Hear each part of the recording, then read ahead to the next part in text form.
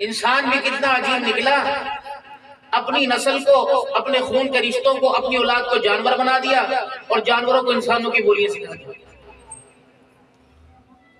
جو پنجوں سے نوچ نوچ کر کھایا کرتے تھے انہیں ہاتھوں سے توڑ توڑ کے کھلانا سکھلایا، اور جن کو ہاتھوں سے توڑ توڑ کے کھلانا تھا انہیں پنجوں سے نوچنا سکھلا دیا۔ دو ذمہ داریاں تھی، ایک اس چار دیواری کے اندر مدرسہ سیدنا فاروق اعظم رضی اللہ عنہ کے اندر، اور ایک ذمہ داری تھی آپ کے گھر کے اندر۔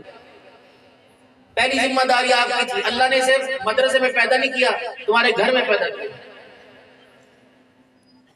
اور تعلق جوڑا ماں کے ساتھ۔ آج لوگ کہتے ہیں جی ماں کی شان بیان ہوتی ہے، ابے کی نہیں ہوتی۔ ماں نے جانا کہ ابے نے جانا؟ 3 مرتبہ نہیں فرمایا سب سے زیادہ حق کس کا؟ آپ نے فرمایا تیری ماں کا، تیری ماں کا، تیری ماں کا، پھر تیرے باپ کا، کیونکہ جو ماں کرنی تو کر سکتا ہے، تو پھر حق جمانے کی جتانے کی ضرورت ہی نہیں۔ جو اللہ نے جس ڈولی میں تجھے بٹھایا اس پر اللہ کا شکر ادا کر لے، اور اسی کرسی پر بیٹھ کر اپنے اختیارات کو استعمال کر۔ ایک گھر کی ذمہ داری تھی، ایک چار دیواری کی ذمہ داری تھی۔ انسان بنا کر اللہ نے گھر میں پیدا کیا، بھیجا، اور تم نے یہ ذمہ داری اٹھا لی، مدرسے میں ہاتھ پکڑ کے لائے انہوں انسان تسی بنانا۔ کیوں بھائی؟ انسان تو تم نے بنانا تھا، اماں تم ہو، ابا تم ہو، تم انسان بناتے۔ آپ یہاں لے کے اسے حافظ قرآن بنا دیں، اور آپ نے کہا جی اسے انسان بنانا۔ ہم نے دیکھا انسانوں کی عادات کون سی ہوتی ہے، ہم نے اس پر اللہ سے مانگنا شروع کر دیا اور محنت شروع کر دی، اور ان عادات کو اس کے سامنے قرآن کریم کی صورت میں رکھ کے کھول دیا کہ بھائی یہ تیرے اندر یہ صلاحیتیں ہونی چاہیے اور اس کے مطابق تیری زندگی گزرے۔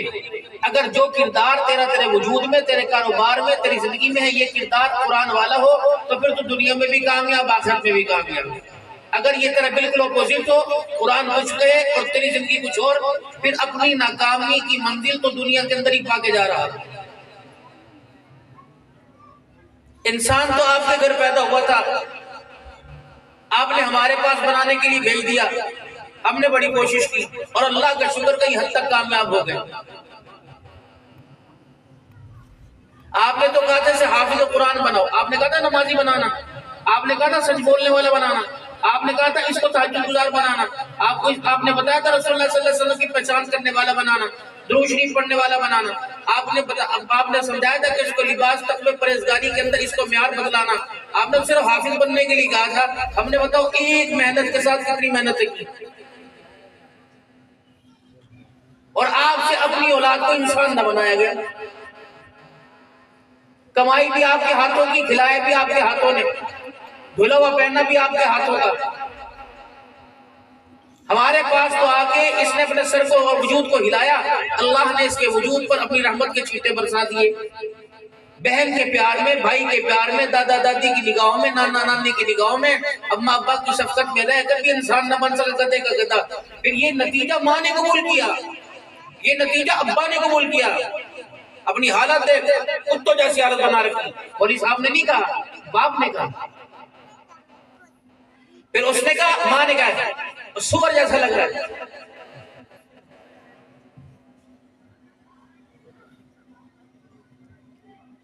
یہ انہوں نے اپنی غلطیوں کو قبول کیا۔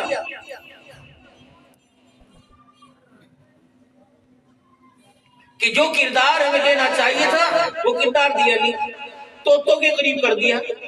بچے کے لیے طوطے ٹی وہ طوطے لے کے آگے، بچے کے لیے چوزے لے کے آگے، بچے کے لیے کیا لے کے آگے، مرغی لے کے آگے، اور بچے کے لیے چھوٹی چھوٹی چیزیں لے کے، بکری کا میمنہ لے آئے۔ بچہ ان سے مانوس ہوا کیونکہ وہ ہر وقت ارد گرد گھومتے رہے، بلیاں اس کے پاس، بلیوں کے پاس یہ، بکریاں اس کے پاس، بکریوں کے پاس یہ، مرغیوں کے ڈر پہ یہ گھسا بیٹھا، مرغیاں اس کے پاس، تو اس پر طوطے اس کے پاس۔ تو اتنی محنت ہو گئی، جن کو قریب کیا وہ چیز اندر محبت کے طور پر رچ بس گئی۔ اب ان کو پہچان رہا، ان کی بولیوں کو سمجھ رہا ہے، ان کی بولیوں کو، اب اپنی بولیوں کو ان کو سمجھا رہا۔ کاش جتنا طوطا کو مرغی کو اور بلبل کو بکری کے قریب کیا، کاش والدین اتنا قریب ہوتے تو اللہ کی قسم ان کی زبان نہ کھلتی، ان کی اداؤں کو پہچان لیتا کہ اس وقت میرے باپ کی نگاہ اور میری ماں کی دعا مجھے کیا کہہ رہی ہے۔